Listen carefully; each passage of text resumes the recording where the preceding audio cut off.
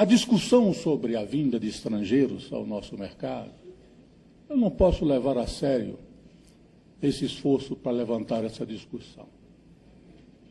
Isso parte da premissa que a Marinha do Brasil está formando, historicamente formando, é bom que se diga isso, há adequado número para atender o mercado de trabalho. E nós temos não somente estudos como aqueles que foram apresentados pelos professores da UERJ, recentemente, a semana passada, para ser mais exato. Nós temos estudos como o PROMIMP, por exemplo, que em 2004 já previa para o ano de 2009 uma carência de mais de 2.000 oficiais no mercado, ou seja, 60% a 70% do nosso mercado de trabalho.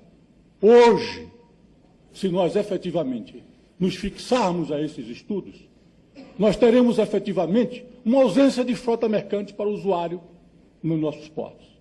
Porque se hoje faltassem mais de 2.000 oficiais nos nossos navios, talvez não tivéssemos nenhum navio para atender a demanda colocada pelo usuário do transporte. São questionamentos que precisam ser bem refletidos. É preciso que haja um chamamento à razão nessa preocupação em relação à demanda e oferta de mão de obra. De aqui eu vou tentar não ser tão grosseiro como ontem foram com os marítimos, através de palavras do representante da Pancosta. Eu tentarei não ser tão grosseiro. Mas gostaria de dizer que faltar com a verdade não é a melhor forma de contribuir para o desenvolvimento desse setor. O navio Mimosa K não parou por falta de oficiais. Parou porque a Pancosta não tem navios. Tem um papagaio na mão com doença crônica, provavelmente de rins. Navios que, como este, e poucos navegam em nossas águas, contrariando as leis da física. Navios que conseguem bater recorde de exigências a essa, ou seja, aquelas antes da saída, em número que ultrapassa uma centena de exigências, de itens. 120, 130, 140. Não há tripulação tão desqualificada que faça um milagre desse. Nem tripulação qualificada que faça um milagre oposto. Talvez o cenário que empresas como essa desejem, talvez seja outro, por exemplo, que motiva o nome do navio. É usual, não somente no Brasil, mas no mundo todo, se dar o nome de pessoas que contribuam com seu valor, com sua imagem pessoal. No momento solene de cerimonial, quando o navio é entregue. Mimosa K é o nome, provavelmente, de uma simpática cachorrinha, de propriedade da esposa de um dos proprietários do chamado grupo, assim como foi definido ontem, que paga o salário do senhor Mário José Leite Foió.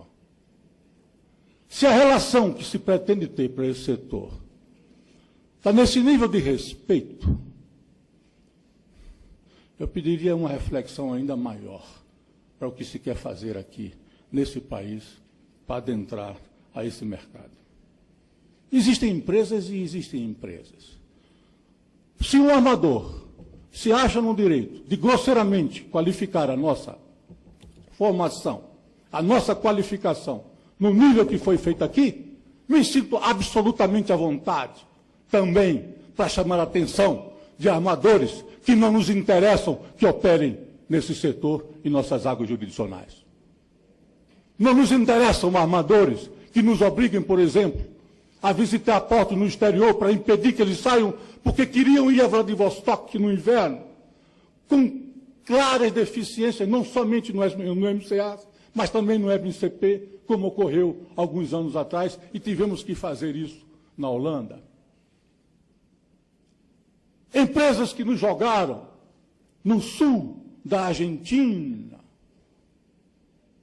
onde temperaturas abaixo de zero fizeram com que tivéssemos que resgatar, e a palavra certa é resgatar, o comandante do navio, que já bebia gelo derretido e fazia fogueira com a madeira de sua cama no seu próprio camarote. Esse tipo de empresa não nos interessa, senhores. Em relação à evasão de 2/3, como colocam em certos estudos, 60% ou mais, eu gostaria de agregar uma pergunta muito séria.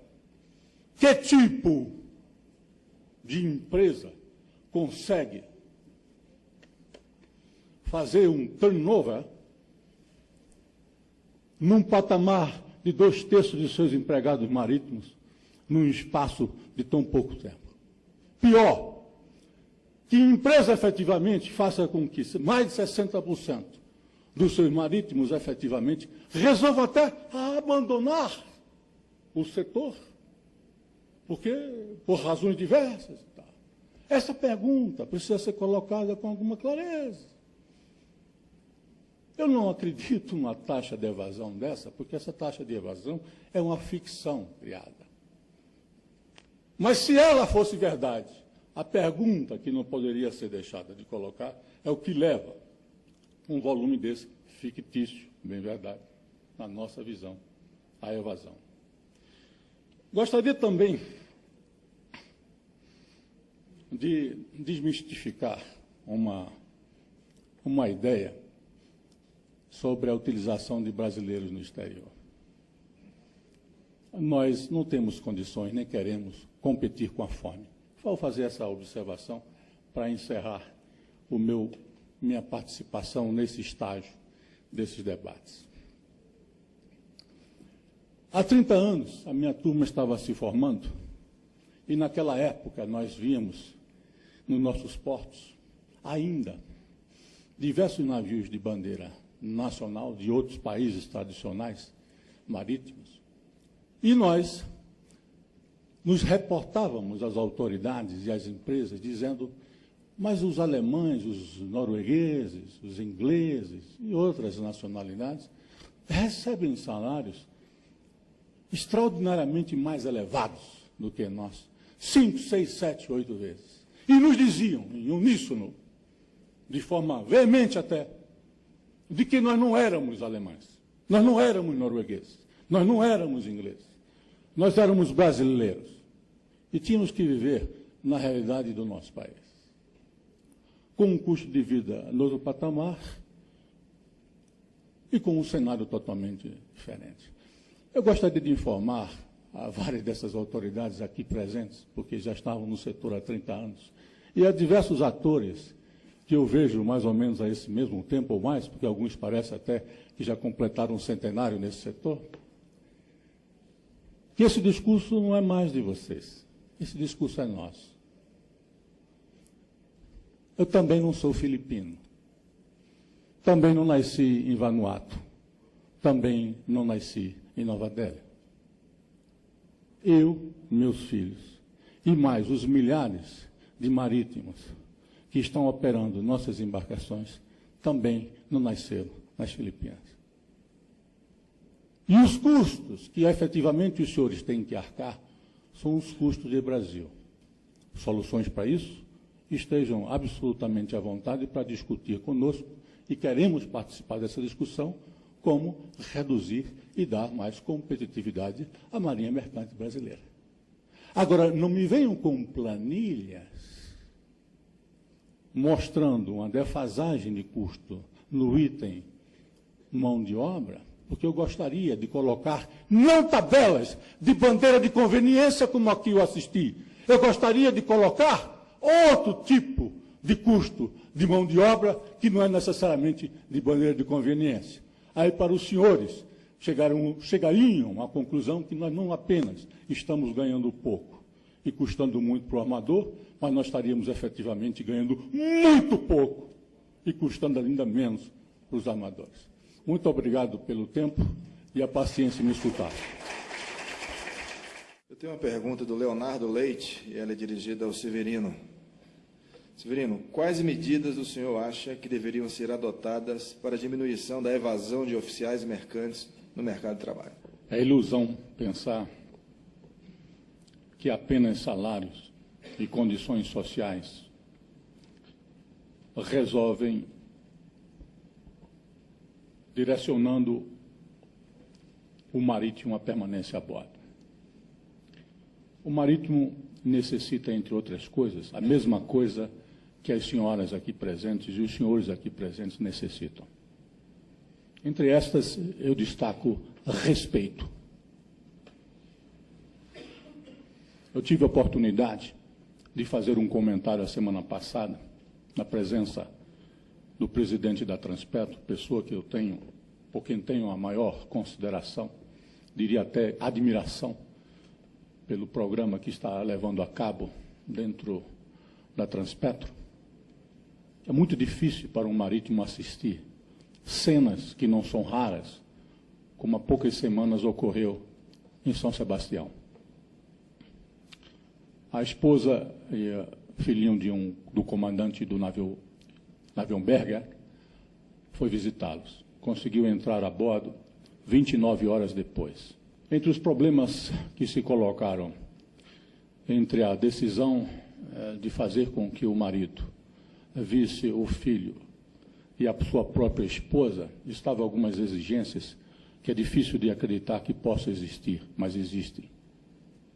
Certidão de casamento, por exemplo, que ela lamentavelmente não portava. Mundos e fundos tiveram que ser removidos para que uma senhora, esposa do certamente um dos melhores comandantes da Marinha Mercante brasileira, que ombrearia qualquer profissional de qualquer nacionalidade, comandando, não é qualquer um navio, não é uma caixa de sapato flutuante, é provavelmente entre os 3 ou 4 mais modernos navios em operação em nossas águas. Um homem responsável, incluindo o próprio navio, a carga, a operação, inclua sair terminal, inclua sair vidas humanas, centenas e centenas de milhões de reais, ter que esperar 29 horas para ver a sua família.